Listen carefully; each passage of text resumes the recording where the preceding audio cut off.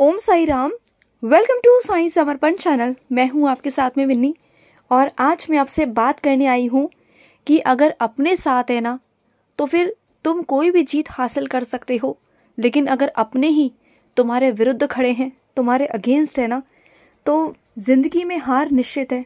लेकिन अगर तुम्हारे साथ है, तुम्हारे साथ है ना, तो चाहे आंधी आ जाए, तूफान आ जाए, चाहे कोई सामने कितना भी बड़ा बलवान क्यों ना हो, तुम्हारे आगे कितना भी बड़ा कुछ क्यों ना हो, कितनी भी बड़ी चुनौती क्यों ना हो, कितनी भी बड़ी परिस्थिति क्यों ना हो, तुम उसे चीर कर बाहर निकल जाते हो, जीत हासिल कर लेते हो। कहते हैं ना कि पेड़ काटने का किस्सा ना होता अगर कुल्हाड़ी के पीछे लगा हुआ लकड़ी का हिस्सा ना होता, क्योंकि अपने ही होते हैं जो हमें चाहे तो जीत भी हासिल करा सकते हैं और चाहे तो हमें हरा भी सकते हैं। तो आज एक बहुत छोटी सी कहानी सुनाऊंगी जो प्रभु श्री राम की है, जो बहुत छोटी सी कहानी है और आगे चलकर आपको बहुत ये इंस्पायर करेगी आगे लाइफ में कि कैसे और कैसे लोग होते हैं और कैसे अपने होते हैं। तो क्या हुआ, जब रावण को नाभि पे तीर मार के जब प्रभु राम जी ने उनका वध किया था, तब जो रावण था वो धराशय पर नीचे ज़मीन पर लेट गया था, क्योंकि वो नीचे गिर गया। और जब उसका अंतिम क्षण चल रहा था तो प्रभु राम की जो सेना थी वो बहुत जश्न मना रही थी, जीत का जश्न मना रही थी। उस वक्त राम जी ने लक्ष्मण को बुलाया और कहा, लक्ष्मण तुम्हें मेरा एक काम करना है। तो लक्ष्मण जी ने पूछा, जी बताइए क्या करना है। तो राम जी ने कहा कि जाओ रावण के पास जाओ, उसकी अंतिम सांसें चल रही हैं। और सभी जानते हैं कि जो रावण था वो महाज्ञानी था, जिसके पास दुनिया का सारा ज्ञान था। ऐसा कोई नहीं था जो उसे परास्त कर सके, सिर्फ कुछ चीज़ों की वजह से उसे परास्त किया गया। तो लक्ष्मण जी हंसे, राम जी से बोला, हे प्रभु आपकी आज्ञा मानने को मैं तैयार हूँ, लेकिन आप जानते हो कि वो तो राक्षस है, उसने कभी कुछ अच्छा नहीं किया, उसके पास क्या ज्ञान होगा, वो तो महा अहंकारी है, उसके पास बहुत अहंकार है, वो बहुत घमंडी है, तो मैं क्या उसके पास ज्ञान लेने जाऊँ। तो फिर राम जी ने कहा कि ये मेरा आदेश है, इस आदेश को मानो और जाओ पालन करो इसका, जो वो तुम्हें ज्ञान देगा वो लेकर मेरे पास आना। राम ने कहा कि ये मेरा आदेश है, जाओ। तो लक्ष्मण जी को उनकी बात माननी पड़ी और जो लक्ष्मण जी थे वो रावण के पास गए, उनके सिर के पास जाकर खड़े हो गए और बहुत अनक में बोले कि तुम्हारे पास जितना भी ज्ञान है ना मुझे दे दो, राम जी ने भेजा है मुझे। तो रावण तो अनकी था ही, रावण को बहुत गुस्सा आया और उसने लक्ष्मण से अपना मुंह फेर लिया। और फिर लक्ष्मण जी को भी बहुत गुस्सा आ गया, सोचा मन में कि कितना घमंडी है, कितना अहंकारी है, मैं तो पहले से ही राम जी को बोल रहा था कि इसके पास आने की कोई ज़रूरत नहीं, लेकिन फिर भी उन्होंने भेज दिया। फिर वो वापस गए तो राम जी ने पूछा क्या हुआ, तो लक्ष्मण जी ने सब बताया कि उन्होंने ऐसे से मुंह फेर लिया। तो राम जी ने पूछा कि तुम कहाँ खड़े थे, तो उन्होंने कहा कि मैं रावण के सर के पास खड़ा था। तो फिर राम जी लक्ष्मण जी के साथ खुद उनके पास गए, रावण के पास, और उनके चरणों में जाकर बैठ गए, उन्हें नमस्कार किया।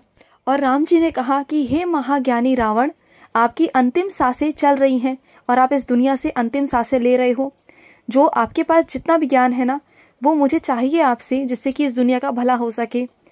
तो ये राम जी ने ये सिखाने की कोशिश की कि अगर हम किसी से भी ज्ञान लेने चाहते हैं ना तो हमें कितना गुरु का आदर करना चाहिए। राम प्रभु एक भगवान थे, लेकिन उसके बावजूद भी उन्होंने रावण के आगे नमस्कार किया और उनके आगे बैठे। ये दिखाया कि अगर हम इस दुनिया में कोई भी कहीं भी जाते हैं, किसी से भी ज्ञान लेने जाते हैं, तो वो हमारे गुरु हैं और हम उनके शिष्य हैं। तो गुरु का ज्ञान लेने के लिए हमें हमेशा झुकना ही पड़ता है। तो फिर बहुत प्यार से राम जी ने बात की रावण से। फिर रावण ने भी राम जी से बात करनी शुरू करी। उन्होंने कहा राम जी से कि तुमने अपने भ्राता को, यानी कि अपने भाई को, बहुत अच्छा एक शिष्य बनाया है, बहुत अच्छा आपने सीख दी है, बहुत अनुशासन बनाया है आपने, और आपने बहुत अनुशासित रखा है। तो फिर राम जी ने कहा कि रावण एक बात बताओ कि तुम्हारे पास जो जो ज्ञान है ना वो मुझे चाहिए। तो रावण ने कहा कि तुम जानते हो राम, तुम्हारे और मेरे अंदर क्या अंतर है। तुमसे ज़्यादा बुद्धि है मेरे पास, तुमसे ज़्यादा बल है मेरे पास, तुमसे ज़्यादा धन है मेरे पास लंका नगरी है, और तुम्हारे पास एक सिर्फ सोने का महल है। और मेरे पास सब कुछ है, मेरे पास बल है, बुद्धि है, शक्तियाँ हैं, सब कुछ है, और तुम्हारे पास कुछ नहीं। लेकिन उसके बावजूद भी एक ऐसी चीज़ है तुम्हारे पास जो मेरे पास नहीं थी, और इसी वजह से आज मैं यहाँ धरास्त पर लेटा हुआ हूँ। तो राम जी ने कहा क्या।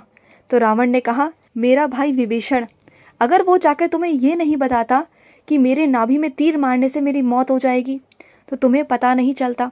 और तुम्हारा भाई लक्ष्मण जो आखिरी दौर तक तुम्हारे साथ डटा रहा, तुम्हारे साथ हर सुख दुख में तुम्हारा साथ दिया, चाहे कुछ भी हो जाए वो तुम्हारे साथ ही खड़ा रहा।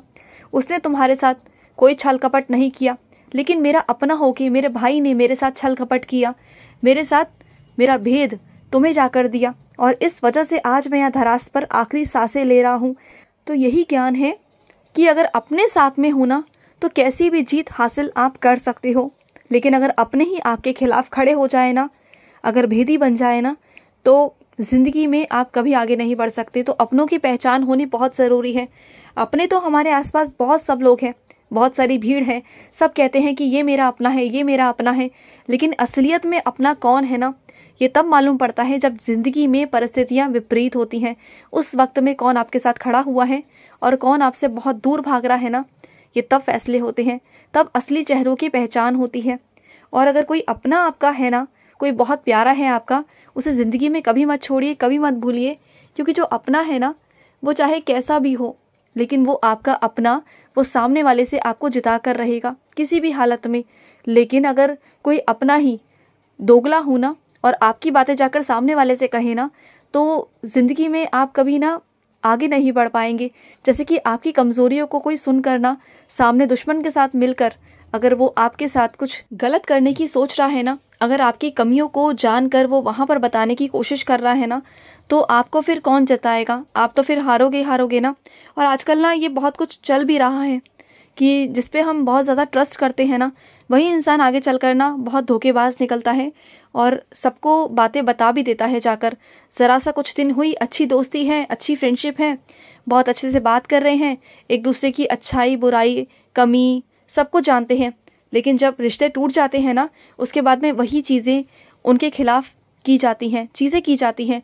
तो ऐसा नहीं करना चाहिए। ऐसे लोगों से या तो दूर रहो या फिर कुछ ऐसे लोग अपनी ज़िंदगी में रखो जिन पर आपको पूरी तरीके से भरोसा हो कि चाहे वो आपसे बात करे या ना करे, कल को वो आपकी कमज़ोरी का फ़ायदा ना उठाए। या फिर दूसरा तरीका ये है कि आप अपनी कमज़ोरियों को, चाहे कोई कितना भी आपका अपना क्यों ना हो, कभी भी अपनी कमज़ोरियों को कभी किसी को ना बताएं, कभी ना बताएं, क्योंकि आप चाहे कितने भी बहादुर हो, कितने भी शक्तिशाली हो, लेकिन अगर आपका एक अपना अगर आपके अगेंस्ट हो गया ना, सिर्फ आपका एक अपना, तो आपको फिर हराने से कोई नहीं रोक सकता। तो इसलिए अपने आप के लिए आपको सतर्क रहना चाहिए, कुछ लोगों से, कुछ अपनों से भी, क्योंकि कुछ अपने के मुखौटे लगाकर ना दुश्मनी निभाते हैं। तो ऐसे अपनों से भी बचकर आपको रहना है। दुश्मनों से तो बचना ही बचना है, लेकिन अपनों से भी बचना है, क्योंकि कहते हैं कि दुश्मनों से भी ना खतरनाक अपने होते हैं, वो अपने जो अपने होकर भी अपने नहीं होते ना। तो ऐसे अपनों से आपको बचना है, ध्यान रखना है अपना। तो चलिए मैं लूँगी समाप्ति, मिलते हैं नेक्स्ट वीडियो में। लेकिन अगर आपके भी कोई अनुभव हो तो हमारे साथ ज़रूर शेयर करें। स्क्रीन पे चल रहे नंबर पर आप हमें कॉल या व्हाट्सएप कर सकते हैं। तो चलिए मिलते हैं नेक्स्ट वीडियो में, तब तक के लिए ओम साई राम, जय साई राम।